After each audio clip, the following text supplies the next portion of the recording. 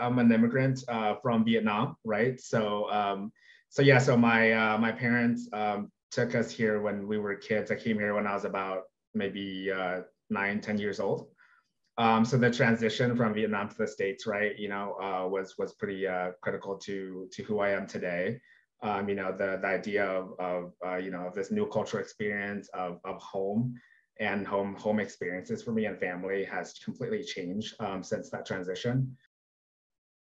Yeah, so again, it goes back to my parents. They're very courageous. When we moved here, they were middle-aged. They didn't speak the language, and they were just so courageous to move to a different country and start a new life and bring opportunities for their kids, right? And my dad is a huge inspiration for me in terms of design and architecture and just being creative.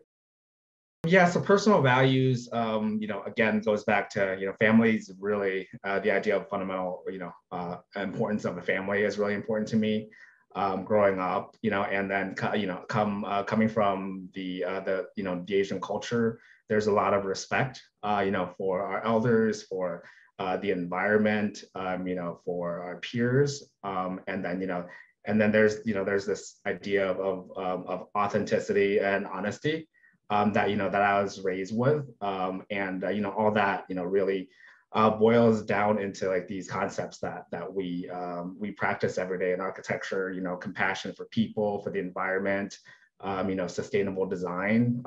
Building projects for the community. I love projects that bring people together and that enable people to be their best.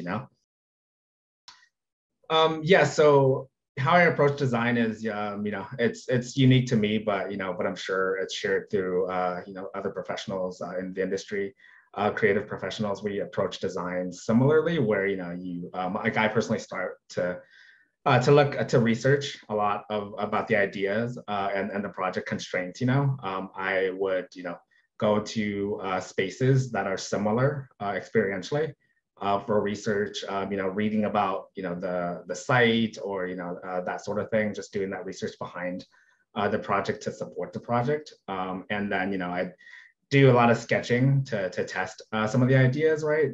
And to see if the massing, would work, different types of massing, drawing inspiration from my experience and from these spaces that I would visit based on the projects. And then, take those ideas, those sketches into 3D modeling to test those concepts.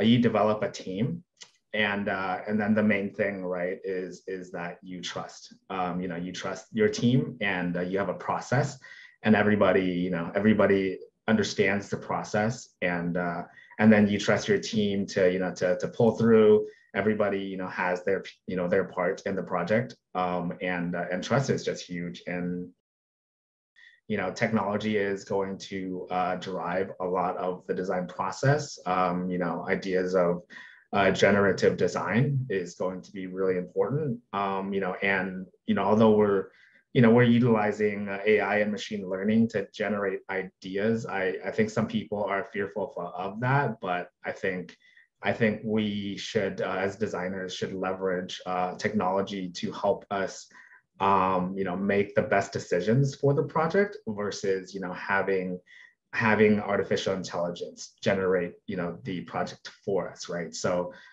ideas of form making, of project constraints on the site, of, solar orientation, building performance goals, all those things should, is going to really drive the project and help us create smart performing buildings. And personally, I like to take on a lot of challenges, and I like to be a team member. So one of the biggest challenges for me in within a professional environment is like saying no. so I want to be really helpful. I want to bring value to the project and to the firm. And then a lot of the work that we do at SmithGroup is just amazing work, and it's hard for me to say no. I think asking a lot of questions, right? As you're starting, and also just be humble, and also I would say like believe in yourself.